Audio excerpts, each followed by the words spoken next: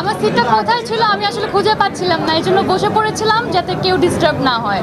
তো আমার সিট ছিল বাট দ্যাট ওয়াজ সামওয়্যার, আর সবার সামনে দিয়ে আসলে ঘুরে ঘুরে যেতে হতো, কাউকে ডিস্টার্ব করতে চাই না, এই জন্য চুপচাপ কিছুক্ষণের জন্য ওখানে আমি ছিলাম। আজকে এখানে যখন আমি আসছিলাম প্রচণ্ড জ্যাম ছিল, আর আমি শুনতে পাচ্ছিলাম যে আমাদের গাড়ির পিছনে একটা অ্যাম্বুলেন্স রীতিমতো অ্যাম্বুলেন্সের সাইরেনটা বেজেই যাচ্ছে, কিন্তু তাকে কোনো ধরনের জায়গা করে দেওয়া হচ্ছে না। ডেফিনেটলি ওখানে একজন পেশেন্ট আছে বা এমার্জেন্সি একটা ব্যাপার ঘটছে এখানে, তো আমাদের তো আসলে তাদেরকে জায়গা করে দেওয়ার দায়িত্ব। আলহামদুলিল্লাহ রেসপন্স অনেক ভালো, সবার যে রিভিউটা পাচ্ছি সেটা বলা যায় অলমোস্ট 90% পজিটিভ, যেটা আসলে আগে একদম ভাবি নাই। আমরা খুব অল্প এক্সপেকটেশন নিয়ে আসলে এরকম একটা সময়ে এই ফিল্মটা রিলিজ করি, বিকজ ফিল্মটা খুবই গুরুত্বপূর্ণ ছিল এবং এই সময়টাতে রিলিজ করা যদিও একটা রিস্ক ছিল, বাট তারপরও আমি বলবো আমাদের প্রডিউসার আর সবাই তাদেরকে অনেক অনেক ধন্যবাদ। তারা আসলে কোন সময় দিলে ভালো হবে, কোন সময় দিলে খারাপ হবে, এইসব জিনিসগুলো আসলে মাথায় রাখেন নাই, তারা এই রিস্কটা নিয়েছেন, তাদেরকে অনেক অনেক ধন্যবাদ।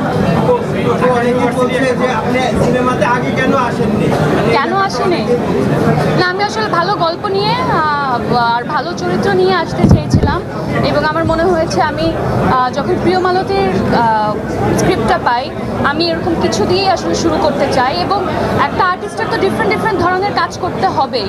তো যেটা আমি আগেও করে এসেছি, সব জনের কাজ করতে হবে, বাট মূলত আমার এই স্ক্রিপ্টটা অনেক দিন পরে অনেক বছর পর পছন্দ হয়েছিল, তাই আমি এরকম একটা জনরার কাজ দিয়ে শুরু করেছি। সামনে আরও অনেক ডিফারেন্ট কাজ ইনশাল্লাহ দেখব।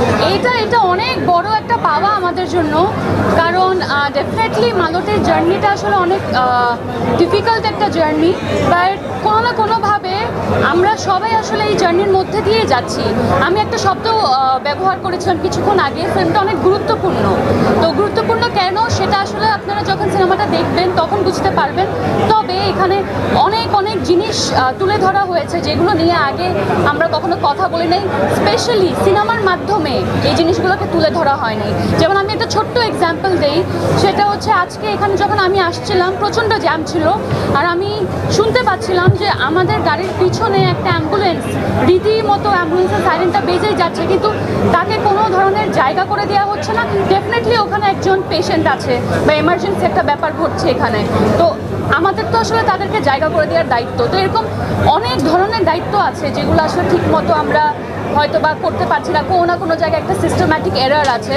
তো এই ধরনের এররগুলোকে নিয়েই আসলে এই গল্পটা বানানো, এবং এই জন্য আমি বলেছি গল্পটা খুবই গুরুত্বপূর্ণ এবং কোনো না কোনোভাবে সিস্টেমে যেই ভুলগুলো আছে সেগুলোর জন্য আমরা সবাই সাফার করছি, ওরকম একটা সাফারিংয়ের গল্পই প্রিয় মালতী।